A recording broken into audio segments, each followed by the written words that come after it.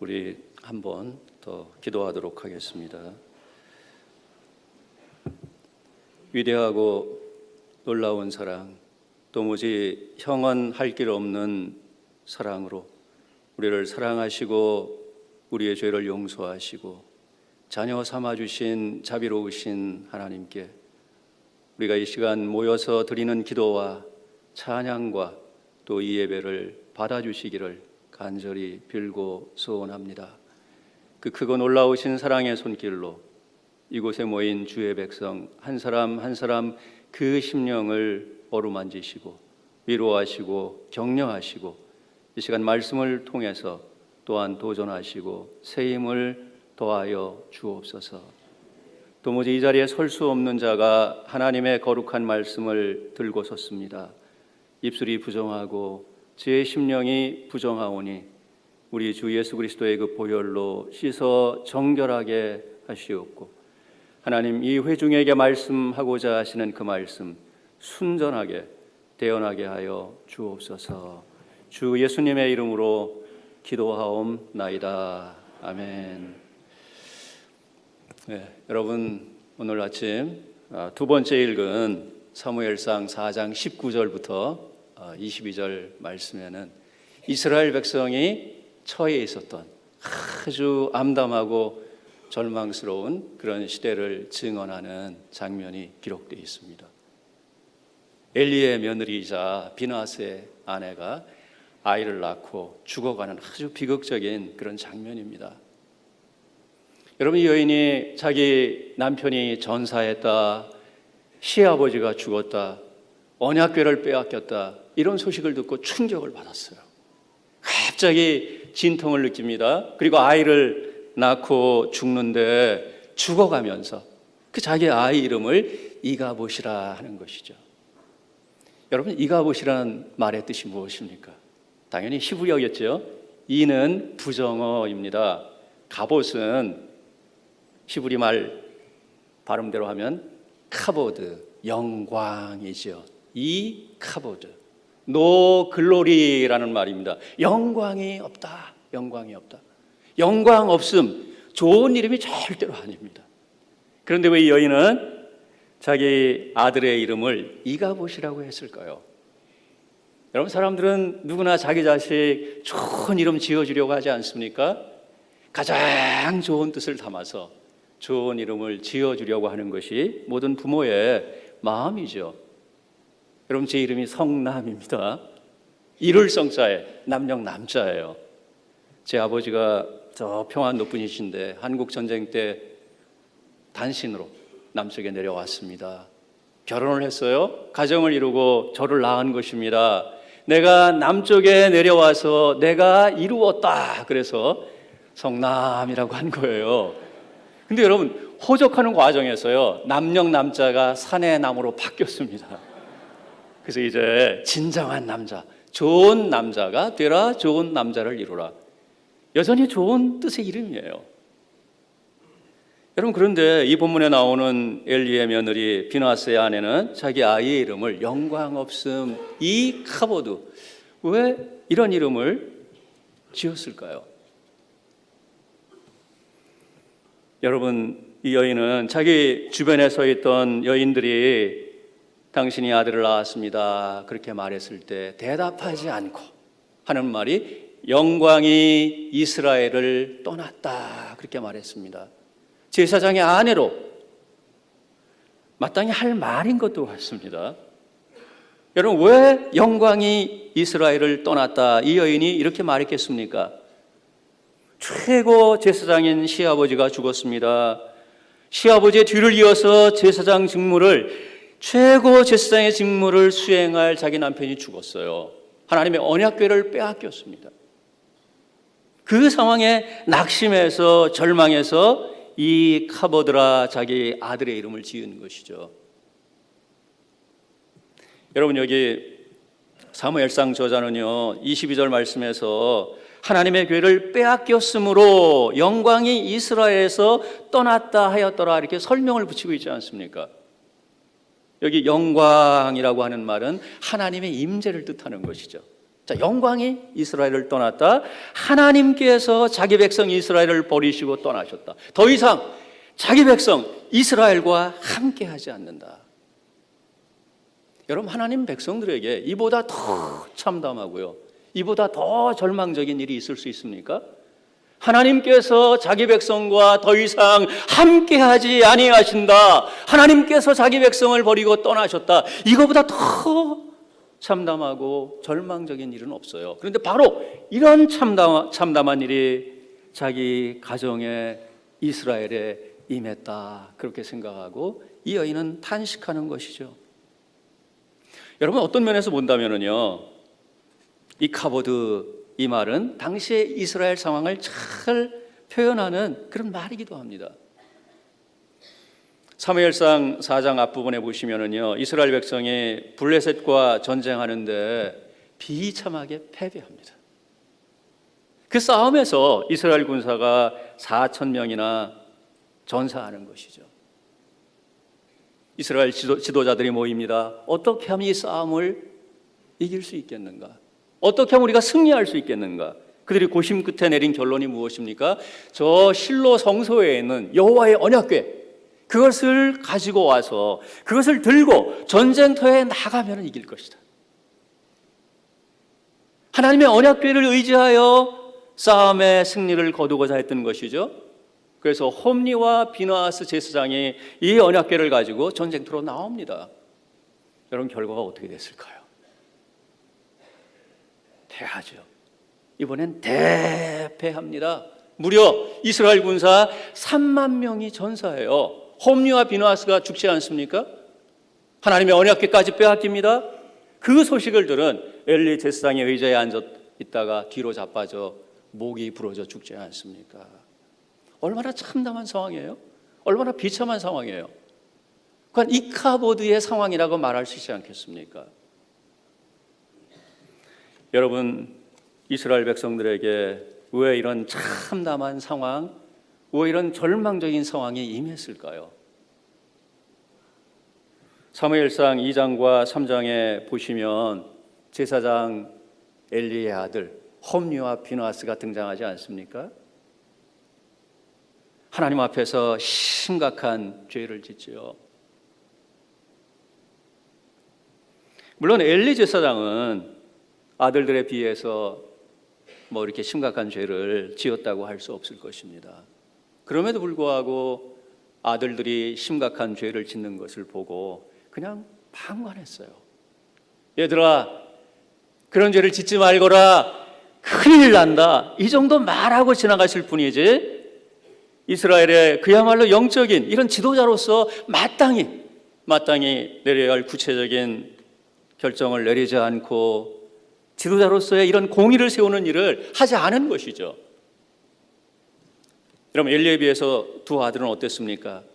그래도 엘리가 어느 정도 하나님을 두려워하고 경건한 사람이었다면 엘리의 두 아들들은 믿음도 없고요, 경건도 없고요, 양심도 없고 아무것도 없었습니다. 그들은 백성들이 하나님께 드리는 제물을 가로채서 배를 불렸습니다. 종들을 시켜서 백성들의 예물을 강제로 빼앗았습니다. 심지어 회막문에서 수종드는 여인들과 동침하기까지 했습니다. 여러분, 이런 심각한 죄를 지으면서도 하나님을 조금도 두려워하지 않았어요. 오로지 자기 욕심을 채우고 죄악을 범하기에 너무너무 열심이었습니다.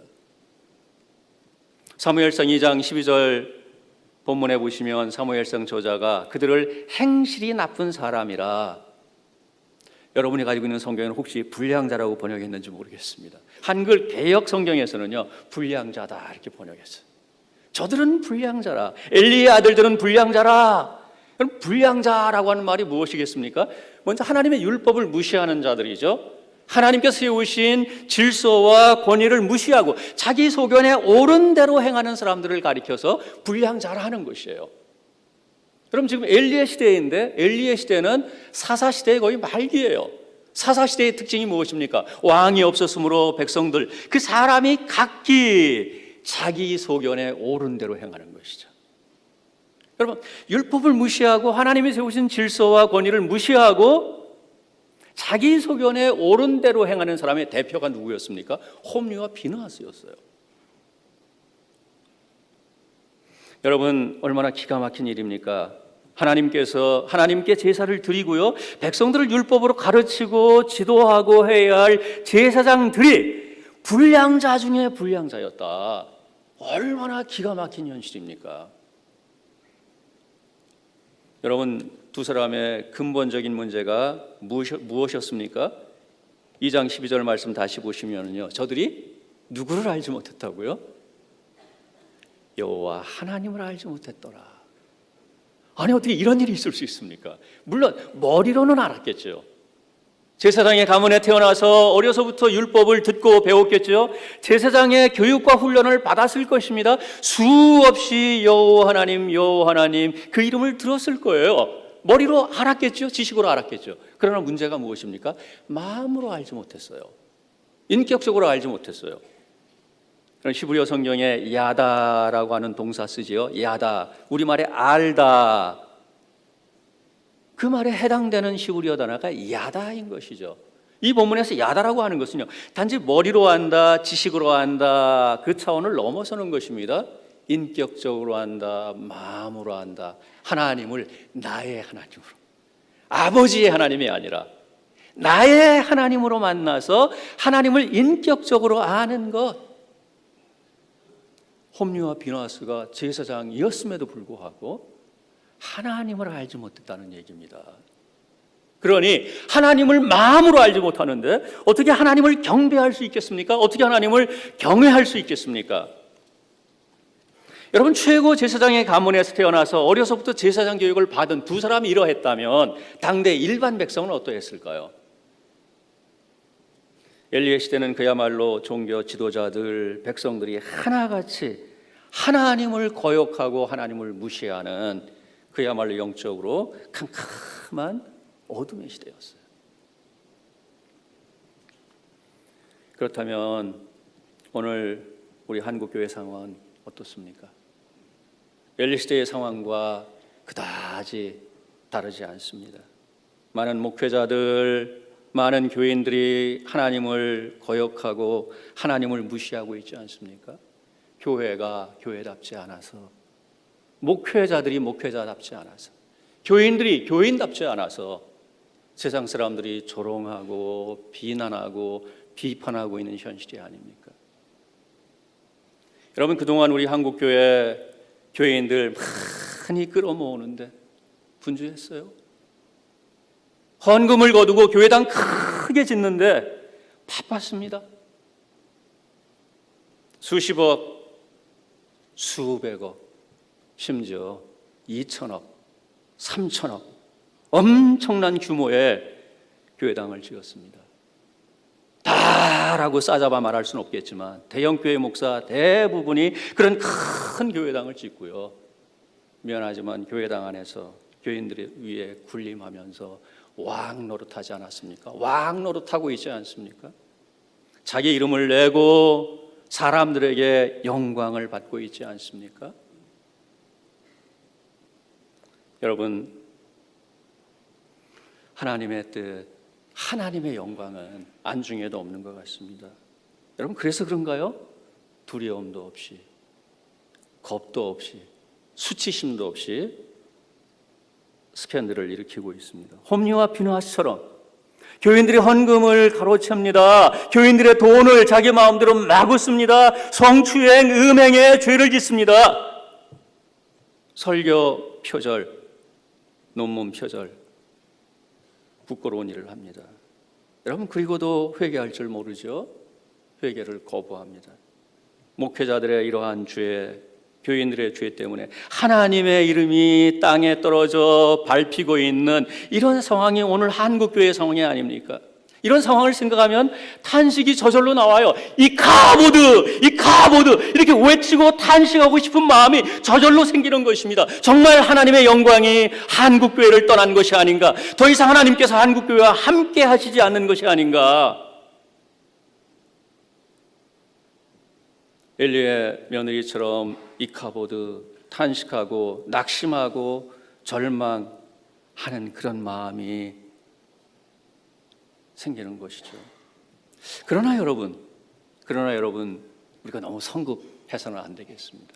너무 성급하게 하나님의 영광이 떠났다, 더 이상 하나님께서 한국교회와 함께 하시지 않는다, 이렇게 이카보드라고 너무 성급하게 말하지 않도록 조심할 필요가 있습니다. 여러분, 여기 사무엘상 4장 본문에 엘리의 며느리가 아이를 낳고 죽으면서 이카보드라고 했는데 그렇게 한 이유가 무엇입니까? 당연히 시아버지가 죽었죠. 남편이 전사했죠. 하나님의 언약궤를 빼앗겼죠. 그 상황 자체만 주목하면 정말 절망의 상황이다, 암담한 상황이다, 이카보드의 상황이다, 탄식할 만해요. 그런데 이 여인이 보지 못한 게 있습니다. 그 상황에만 주목하다가 그 상황 뒤에서 역사하시는 여호와 하나님의 손길, 여호와 하나님의 그 살아 역사하심을 보지 못했다는 것이죠. 상황 자체만 보면은 분명히 이카보드라고 탄식할 수밖에 없는 상황이었지만, 그럼에도 불구하고 그 상황 속에서, 그 상황 뒤에서 여호와 하나님께서 살아 역사하고 계셨더라 하는 것입니다. 자기 백성 이스라엘을 하나님께서 버리지 않으셨다는 것이죠. 자기 백성을 떠나지 않으셨다는 것입니다. 여러분, 바로 이것이 이가봇 시대의 소망인 것이죠.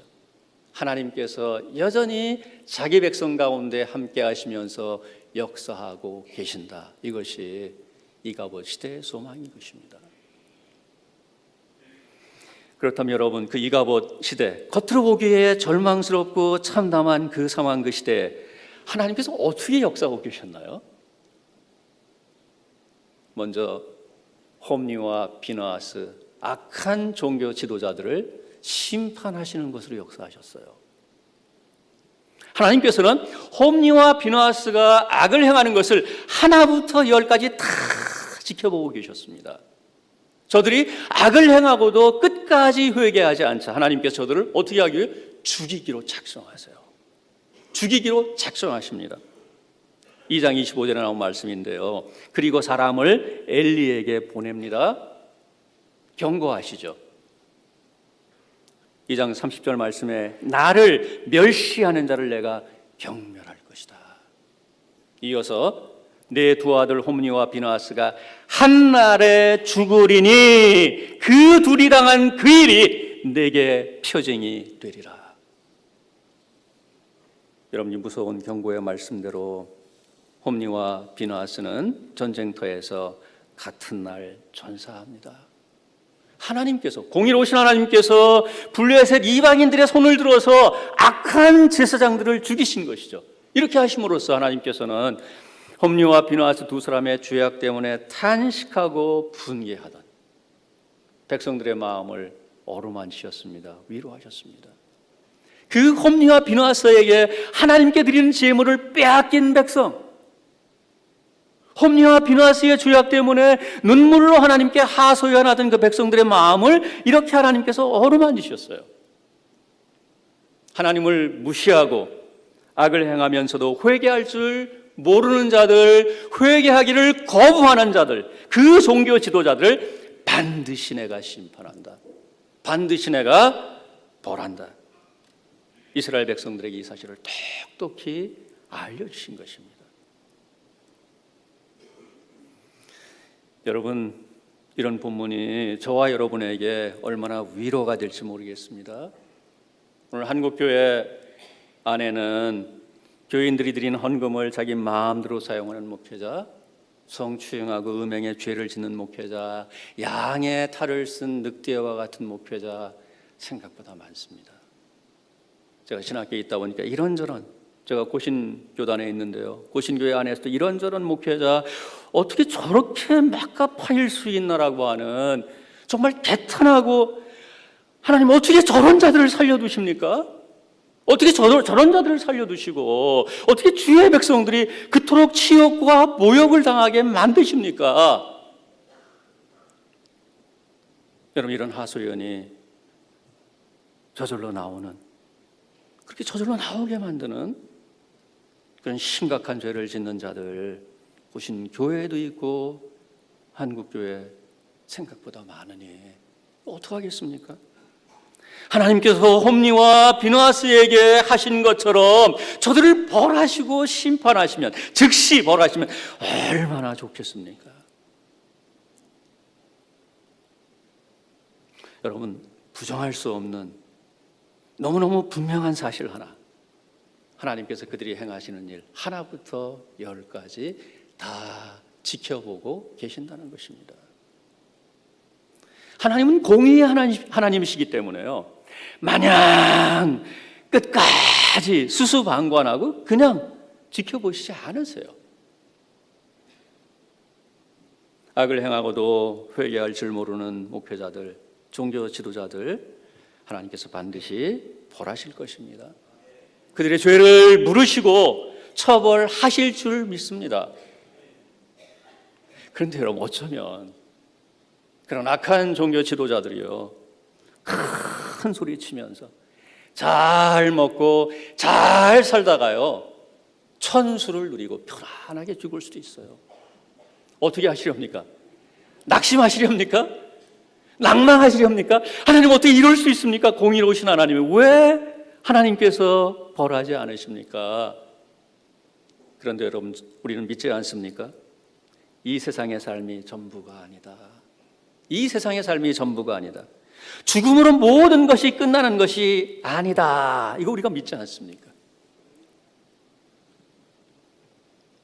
최후의 심판대에서 재판장이신 우리 주님께서는요, 악을 행하고 끝내 회개하지 않은 악한 종교 지도자, 목회자들을 향해서 선언하실 것입니다. 내가 너희를 도무지 알지 못하노라. 내가 너희를 도무지 알지 못한다. 불법을 행하는 자들아, 내게서 떠나가라. 내게서 떠나가라. 그렇게 하시면서 천사들에게 명령하실 거예요. 저들의 손발을 묶어 바깥 어두운 데 내던지라. 거기서 슬피 울며 이를 갈게 되리라. 하나님의 정의가 실현되는 것이죠.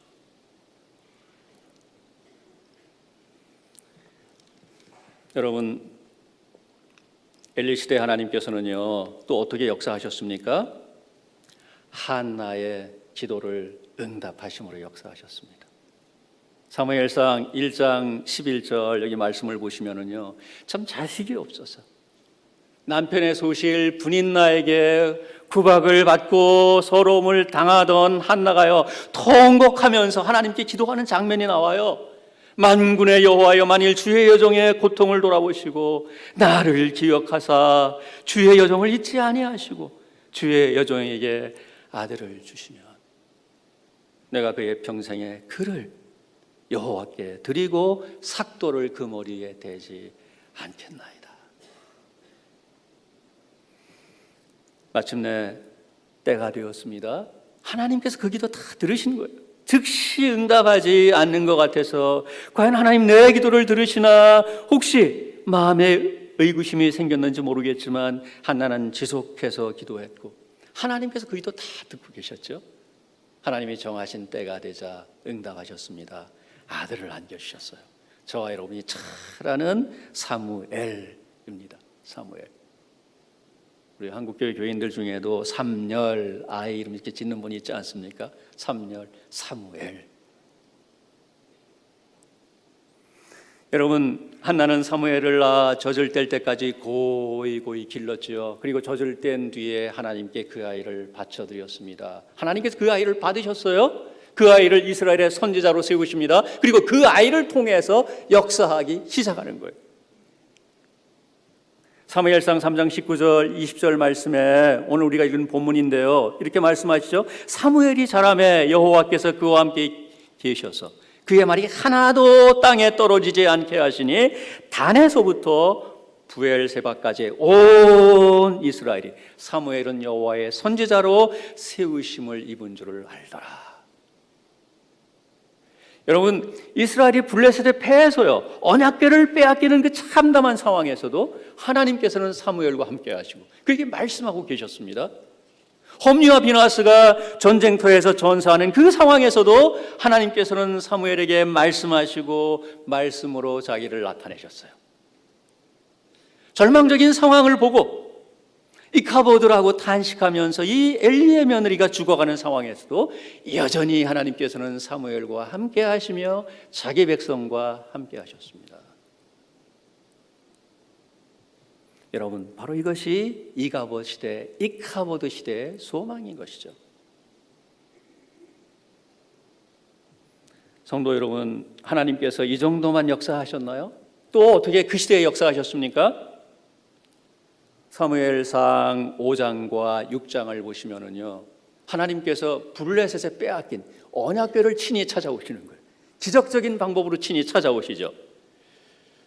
그럼 한국교회 많은 설교자들은요, 여기 5장, 6장 이 본문을 읽고 설교하시면서 소들에게 초점을 맞추죠. 소들의 헌신과 소들의 희생, 여기에 초점을 맞추고 소들을 본받아 좌로나 우로나 치우치지 말고 충성스럽게 주님의 일을 합시다. 주님께 충성을 다합시다. 이렇게 목청을 높입니다. 그러나 여러분, 이 본문은 절대로 소들의 경건과 소들의 희생에 관한 그런 본문이 아니에요. 소들이 아니라 하나님의 놀라우신 능력을 증언하는 그런 본문인 것입니다. 하나님께서 아스돗을 포함해서 블레셋 여러 성읍에서 재앙을 내리지 않습니까? 하나님의 능하신 손이 역사하고 있는 것이죠. 결국 마침내 블레셋 사람들로 하여금 두 손을 들게 만들어요. 그리고 하나님의 이 언약궤를 스스로 돌려보내게 만드시는 것이죠. 이스라엘 백성은 블레셋에 대패했지만 하나님께서는 승리하시는 것이죠. 암소 2마리가 블레셋 백성들이 하나님께 드리는 그 헌물을 실은, 그리고 하나님의 언약궤를 실은 새로 만든 새 수레를 끌고 벳세메스로 가는 그 장면은요, 하나님의 승리의 개선행진이에요. 소들이 스스로 알아서 갔습니까? 아니죠. 하나님의 능하신 손이 소들을 이끌어 가신 것입니다. 이렇게 하나님께서는 기적적인 방법으로 언약궤를 되찾아오시는 이런 방식을 통해서 여호와 하나님은 위대하시다. 내 백성 이스라엘은 블레셋에 패했지만 나 여호와 하나님은 전능하시다. 능하신 하나님이다. 이 능하신 하나님이 여전히 이스라엘 백성과 함께 하신다. 이 사실을 온 천하에 공포하신 거예요. 하나님께서는 마침내 사무엘을 통해 사울에게 기름을 부으십니다. 왕으로 세우십니다. 이어서 다윗에게 기름을 부으십니다. 이렇게 해서 이스라엘 역사의 가장 찬란한 영광과 번영의 시대를 여시는 것이죠. 여러분, 사무엘상에 이런 역사적인 사실은 무엇을 보여줍니까?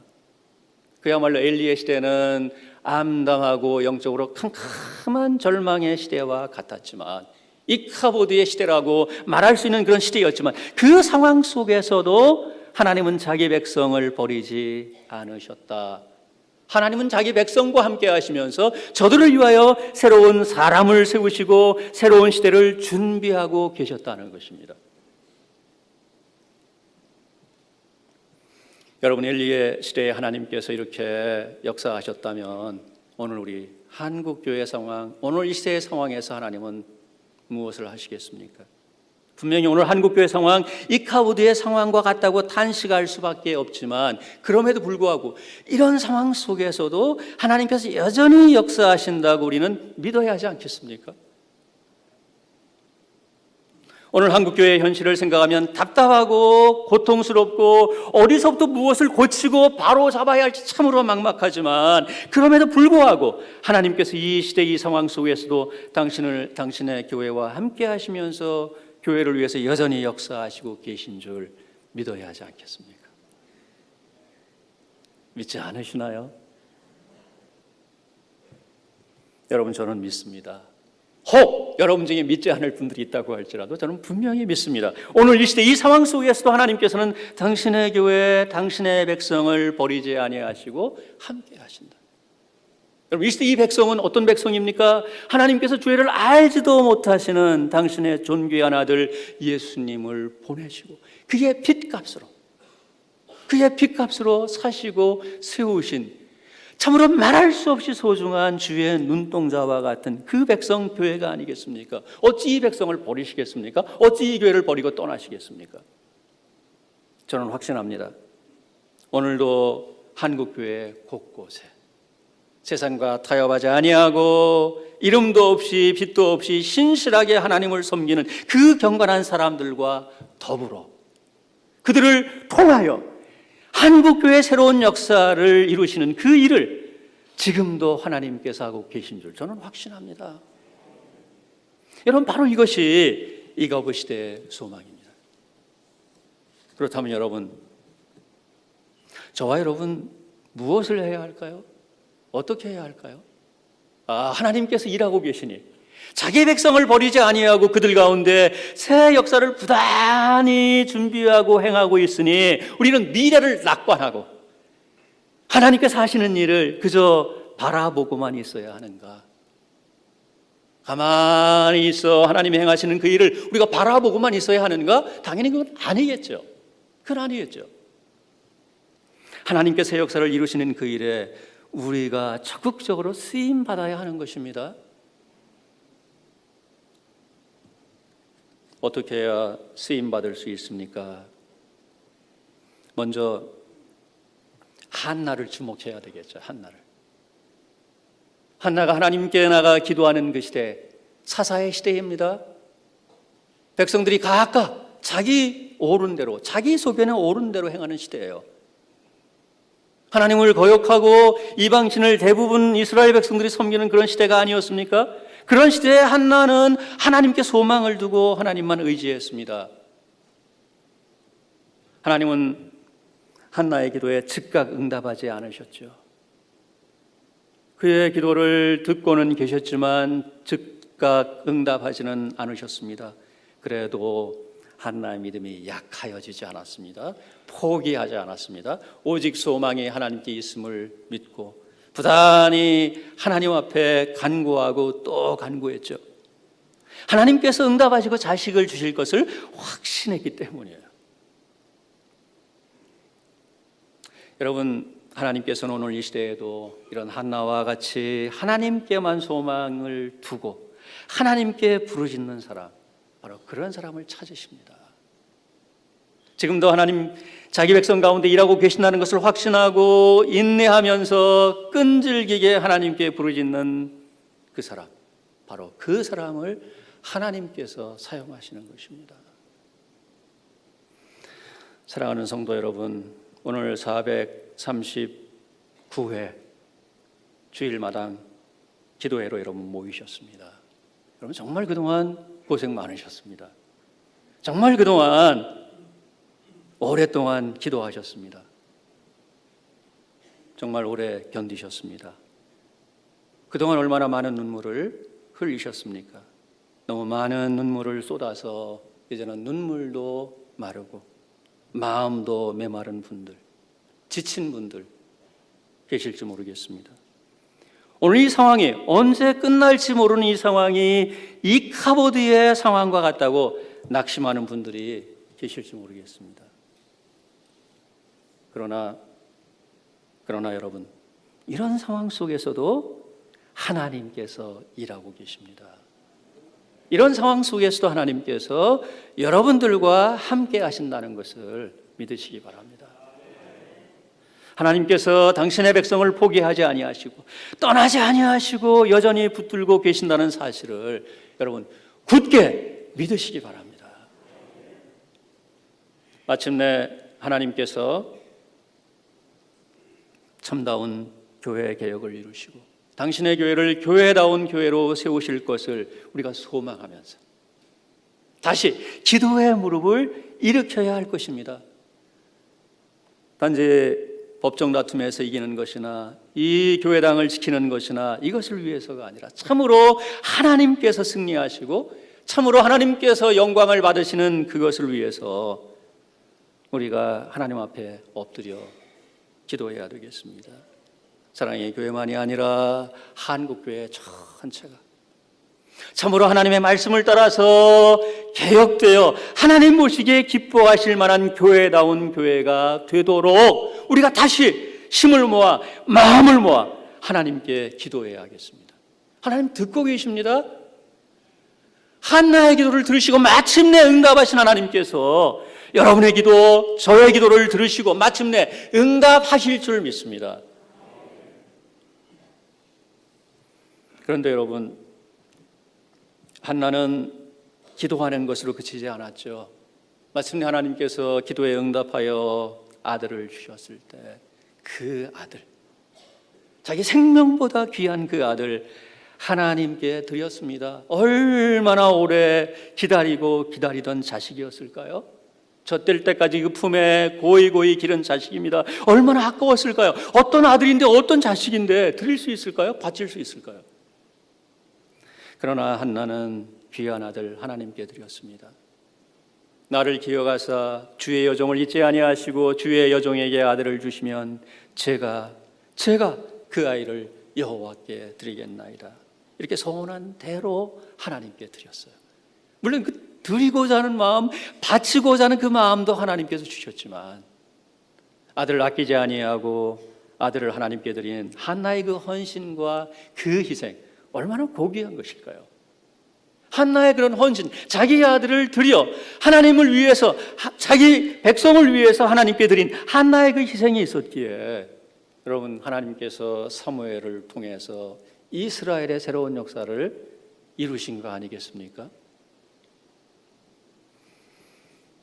여러분, 제가 무슨 말을 할지 좀 두려우십니까? 안심하십시오. 한나와 우리는 다릅니다. 여러분, 자식들 다 낳아 보셨잖아요? 키워보셨죠? 여러분, 제 아내 보니까요, 아이 셋을 낳았는데 아이 생기지 않아서 고통스러워하고 하나님께 부르짖어 기도하고 전혀 그렇게 안 하고도 쑥쑥 아이 셋 낳아 잘 키우더라고요. 아이 둘을 낳았습니다. 하나님 참 감사합니다. 충분합니다. 그리고는 더 낳지 않기로 했거든요. 또 어느 날 덜컥 아내가 셋째를 임신했습니다. 하나님이 주시는 딸 받아서 막내 딸이 태어났죠. 여러분들은 어떻습니까? 혹시 여러분 중에 아이가 생기지 않아서 정말 하나님께 부르짖고 한나처럼 통곡하면서 기도한 끝에 하나님의 응답으로 받은 자식이 있습니까? 그 자식 꼭 하나님께 드려야 되는 거 아닙니다. 그런데 여러분, 우리와 한나는 다르기 때문이죠. 그러나 여러분, 한 번쯤은 진지하게 좀 생각해 봐야 되지 않을까요? 하나님께 주신 아이를 목회자로, 선교사로 헌신하도록 하나님께 드려야 하는 것은 아닌가? 여러분, 오늘 우리 시대는 신실한 목회자, 바른 목회자 정말 찾기 어려운 시대입니다.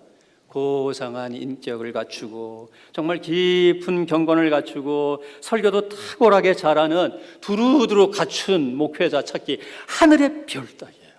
하늘의 별 따기예요. 여러분, 이런 시대에 누군가 한나와 같이 자기 자식을 하나님께 내어놓는 사람이 있어야 되지 않겠습니까? 만일 한나가 사무엘을 하나님께 드리지 않았다면 물론 하나님께서 다른 일을 통해 하나님의 일을 하셨겠죠. 그러나 한나가 자기 아들을 하나님께 드리지 않았다면 그 사무엘이 위대한 영적 거장이 돼서 하나님의 손에 붙들려 이스라엘의 새로운 역사를 준비하는 그 일에 쓰임 받을 수 있었을까요? 오늘 이 시대에도 누군가 자기 자식을 하나님께 드려야 합니다. 하나님께서 사용하실 수 있도록 바쳐야 하는 것이죠. 혹시 나는 아닌가? 여러분 중에 아직 젊은이들이 있습니다. 50대까지도 할 수 있어요, 여러분. 혹시 나는 아닌가? 혹시 내 자식은 아닌가? 혹시 내 손자는 아닌가? 여러분, 한 번쯤은 진지하게 생각해야 됩니다. 누군가 하나님께, 누군가 자식을 내어놓고 자신을 내어놓고 손자를 내어놓아야 하나님께서 새 역사를 하지 않겠습니까? 하나님께서 천사를 통해 역사하지 않습니다. 사람을 통해 역사하세요. 사람을 통해서 당신의 일을 이루어 가신다는 것이죠. 여러분, 누가 알겠습니까? 내 아들이, 내 손자가 사무엘과 같은 위대한 하나님의 사람이 될지 누가 알겠습니까? 그럼 누가 알겠습니까? 참된 목회자, 목사들의 목사라고 하는 옥하는 목사님과 같은 사역자가 될지 누가 알겠습니까?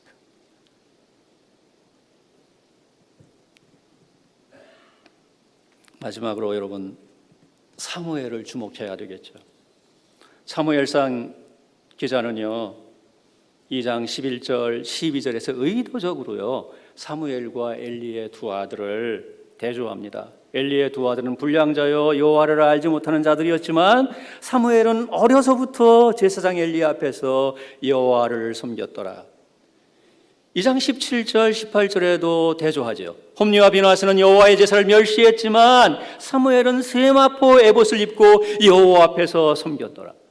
25절 26절에도 또다시 대조하죠. 홈리와 비나스는 여호와 하나님께서 죽이시기로 작정하셨으나 이 사무엘은 점점 자라며 여호와와 사람들에게 더욱 은총을 입었더라. 여러분, 어려서부터요 여호와 하나님을 섬기고 하나님의 은총을 입은 사무엘의 중요한 특징이 무엇이죠? 하나님의 말씀에 귀를 기울이는 것이죠. 여호와여 말씀하옵소서 주의 종이 듣겠나이다. 여호와 하나님의 말씀에 귀를 기울이고 그 말씀을 준행하고 하나님께서 주신 말씀을 순전하게 백성들에게 전하는 말씀의 사람이었어요. 그래서 하나님께서 사무엘을 들어 사용하신 것이죠. 하나님은요 사무엘 시대만이 아닙니다. 오늘도 여전히 당신의 말씀에 진지하게 겸손하게 귀를 기울이고 그 말씀에 순종하고자 하는 사람, 완전히 순종할 수는 없다고 할지라도 진지하게 그 말씀에 순종하고자 하는 그 사람을 통해서 역사하시는 것입니다. 종교개혁 시대도 마찬가지 아니었습니까? 하나님의 말씀을 무시하던 그 시대에 하나님의 말씀을 높이고 하나님의 말씀을 존귀하게 여기고 그 말씀에 순종하는 사람들을 통해서 교회 개혁을 이루셨습니다. 종교개혁 시대나 그 이전에 사무엘 시대나 오늘 우리의 시대나 중요한 것은 오직 말씀, 솔라 스크립추라인 것입니다. 왜? 주님 오시는 그날까지 말씀의 시대이기 때문이고 말씀과 함께 하나님께서 역사를 이루시는 그런 시대이기 때문에 그렇습니다. 사랑하는 성도 여러분, 지금 여러분은 참 거대한 집단과 맞서서 교회 개혁을 위한 힘든 싸움을 계속하고 있습니다. 이것은 한국 교회를 위한, 한국 교회 개혁을 위한 그런 싸움이죠. 한국 교회 개혁을 위해서 최전방, 최전선에 서서 여러분 싸우고 있습니다. 이 싸움의 한 가운데서 여러분 솔라 스크립추라, 오직 성경, 오직 말씀의 기치를 굳게 붙들어야 합니다. 오직 말씀의 기치를 높이 들어야 합니다. 왜? 교회 개혁은 하나님의 말씀을 따라서 이루어져야 하기 때문이죠. 그러므로 여러분 자신이 먼저 하나님의 말씀에 귀를 기울여야 합니다. 하나님 말씀하옵소서 주의 종이 듣겠나이다. 이런 마음으로 하나님 말씀을 받으시고 그 말씀에 비추어서 여러분 자신을 먼저 개혁해야 하는 것입니다. 교회를 개혁하는 사람, 교회 개혁을 위해서 싸우는 사람은 먼저 자기를 개혁해야 하는, 자기를 개혁하는 사람이 되어야 하는 것이죠. 여러분, 아무리 명분이 좋은 하나님의 뜻에 합당한 교회 개혁을 위한 것이라고 하더라도요, 이 일을 위해서 애쓰고 투쟁하다 보면은 마음이 메말라요. 마음이 황폐해지고 거칠어질 수 있습니다. 미안하지만 심지어 괴물이 될 수 있습니다. 어떤 철학자가 말하지 않았습니까? 괴물과 싸우다가 괴물이 되지 않도록 조심하라. 저 오정현이라는 사람을 양아치다 이런 사람도 있더라고요.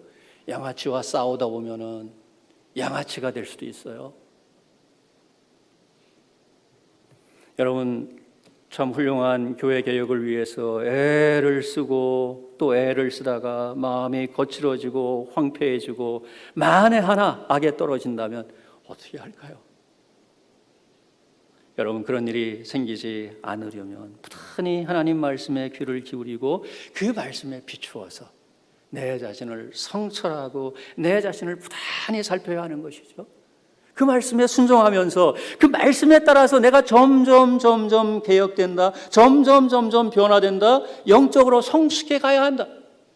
그래서요, 하나님께서 거룩하신 것처럼 거룩한 자가 되는 것이고요, 하나님께서 온전하신 것처럼 내가 온전한 자가 되는 것입니다. 하나님이 사랑이신 것처럼 사랑의 사람이 되는 것입니다. 그렇게 해서 여러분의 이 모임이 참된 말씀의 공동체, 이 모임이 참된 제자들의 공동체, 참된 사랑의 공동체가 되어야 하는 것입니다. 이렇게 여러분들이 먼저 개혁되고 여러분의 모임이 계속 개혁돼 가야만 진정한 교회 개혁을 이룰 수 있을 줄 믿습니다. 여러분, 말씀을 맺겠습니다. 마치 하나님의 영광이 교회를 떠난 것처럼 보이는 오늘의 상황 속에서도 하나님께서는 여전히 교회와 함께 하시고 교회를 붙드시고 그 교회가 새롭게 되기를 간절히 바라시면서 계속해서 역사하고 계십니다. 사무엘 시대와 똑같은 그런 방식으로는 아닐지라도 지금도 여전히 하나님은 살아서 역사하고 계십니다. 참으로 교회를 개혁하고 참으로 교회를 새롭게 하려는 그 뜨거운 열망을 품고 기도하는 사람들, 애쓰는 사람들, 하나님께서 그들과 함께 하십니다. 그들을 통해서 하나님께서 역사하십니다. 이것이 오늘 이카보드 시대와 같은 오늘 한국교회의 상황에 우리의 소망인 것이죠. 여러분, 이 소망을 굳게 붙드시기 바랍니다. 이 소망을 가지고요, 지금도 역사하시는 좋으신 하나님, 공의로우신 하나님을 바라보시기 바랍니다. 그 하나님께서 마침내 여러분들과 함께 하시면서 교회 개혁을 이루실 그날을 소망하시면서 낙심치 아니하고 믿음이 약하여 흔들리지 아니하고 견고하게 함께 교회 개혁의 길을 가시기 바랍니다. 저도 여러분들을 위해서 잊지 않고 기도하겠습니다.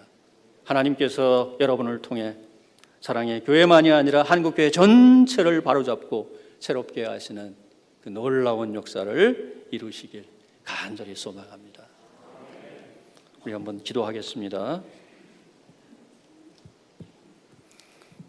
부족하지만 저를 통해서 오늘 여러분들에게 주신 하나님 말씀 깊이 생각하시면서 우리 사회자 나오실 때까지 간절히 합심해서 기도하도록 하겠습니다. 우리 무리를 긍휼히 여겨주시고 우리를 통해 시작한 이 놀라운 하나님의 일을 하나님이 이루어 주시옵소서. 우리에게 힘을 주시고 우리에게 믿음을 주시고 소망을 주시고 지치지 아니하고 낙심하지 아니하고 한 마음으로 이 일에 함께 할 수 있도록 하나님 우리를 붙드시고 우리와 함께하여 주옵소서. 간절히 기도하시는 여러분 되시기를 바랍니다.